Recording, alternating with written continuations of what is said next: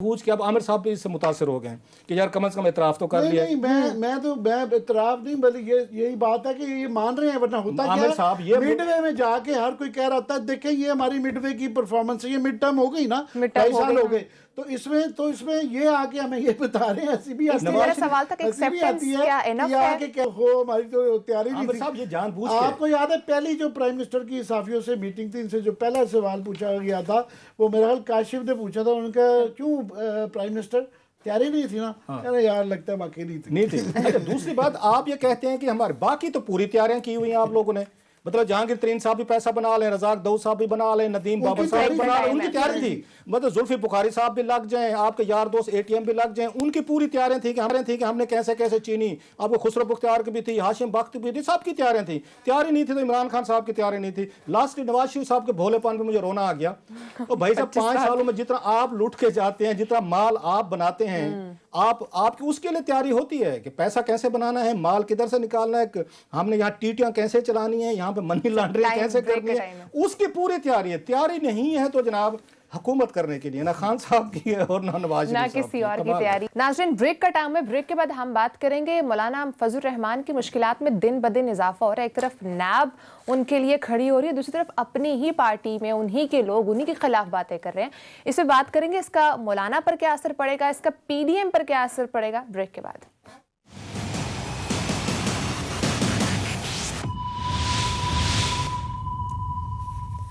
नाज़रीन welcome back. नाज़रीन, बात हो रही है पीडीएम की सरबराही करने वाले मौलाना फजल रहमान की, किस तरीके से उनकी अपनी ही पार्टी के लोग निकल कर सामने आ रहे हैं और बातें कर रहे हैं। आमिर साहब, जिस तरह की सिचुएशन अभी हो रही है, आपकी बात सच होती साबित हो रही है कि आपने कहा था कि इस्तीफे नहीं होंगे और तितर बितर हो जाएंगे। सब्र करें, मैंने ये नहीं कहा था नहीं होंगे, मैंने कहा था कि अगर इस्तीफे हुए तो पीडीएम नहीं रहेगी ना, से पीडीएम भी टूटेगी और ये पॉलिटिकल पार्टी में भी दरारें तमाम में आएंगी और आप जो है ना एक तबका होगा जो नहीं करेगा।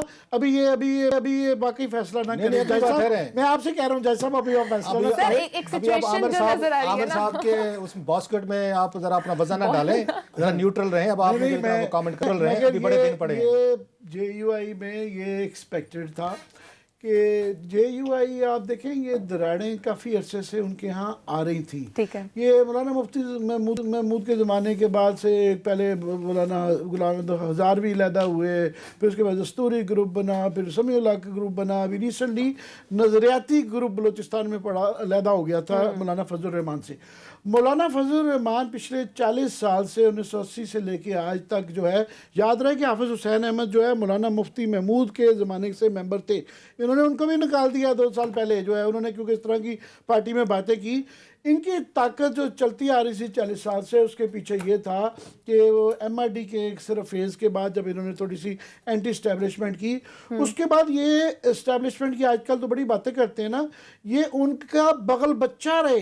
जाहिर है ये सारी जो अफगान पॉलिसी तालिबानाइजेशन जो है वो तालिबान इन्हीं के जत्थे जाते थे, इनके थ्रू जाते थे, माल पानी भी इनके थ्रू जाता था, उसमें ये सारे साइकिलों पे मैं खुद कईयों को जानता हूँ जिनको मैंने साइकिलों पे मिला हुआ था, और जिनको वो जब वो कोयटा में आए थे या इस्लामाबाद में आए थे तो वो जो फिल्मों में होता है ना कि एक इतनी सी डांग होती है और खाना बंधा हुआ जो है लाके एक एक कनस्तर के ऊपर और एक एक जो है ना जाय नमाज के ऊपर, मैं इनके एमपी एमएनए को जानता हूँ जो इस तरह मैंने कोयटा में इस्लामाबाद में आते देखा है।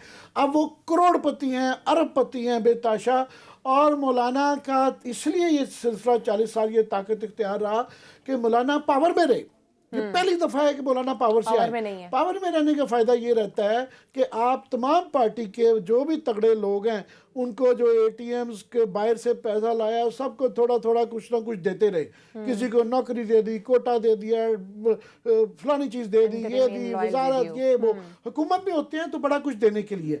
ये पहली दफा हुआ है कि मौलाना के पास देने के लिए कुछ नहीं है, और अब वो देने का एक थोड़ा सा मौका आया था कि सेनेट के इलेक्शन आ रहे हैं, तो उनका एक बहुत बड़ी जो एटीएम में खुलती है ना वो सेनेट के इलेक्शन पे खुलती हैं।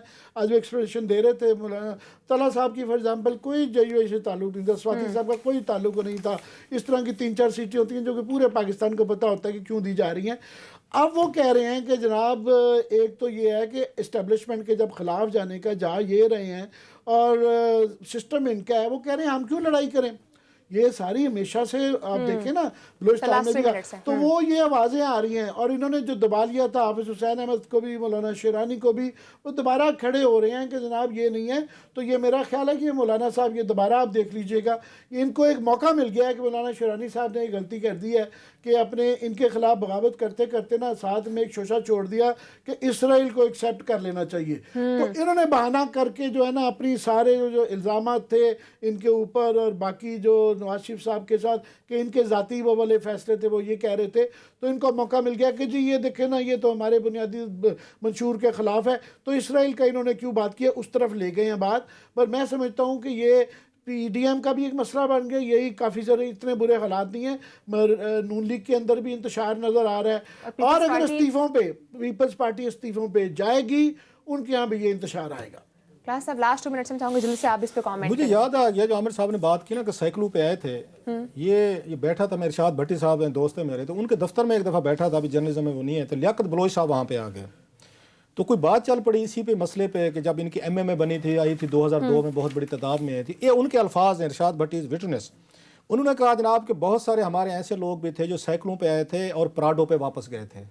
ये मेरे सामने की बात, मैं आपको नाम बता रहा हूँ मैं कि ये सारे लोग जो आते हैं इस पे मजहब के नाम पे पॉलिटिक्स होती है, और प्लस इन पे तनकीद नहीं हो सकती, क्योंकि मजहबी आदमी पे तनकीद करें तो नौज़बिल्लाह फिर इसका मतलब है मजहब पे क्वेश्चन उठा रहे हैं। सो इन्होंने अपने आप को उनके साथ मर्ज कर दिया है कि ना जो हम पे तनकीद करेगा फिर उस पर फतवे भी लगेंगे, चीज़ें भी लगेंगे। दूसरी चीज़ जो सबसे बड़ा इस मुल्क में आकर फ़ायदा उठाया और किसी को नहीं पता चलने दिया, वो 2 वजारतें हैं, एक वजारत है, बल्कि मैं 2 भी नहीं कहूँ, एक कहूँ।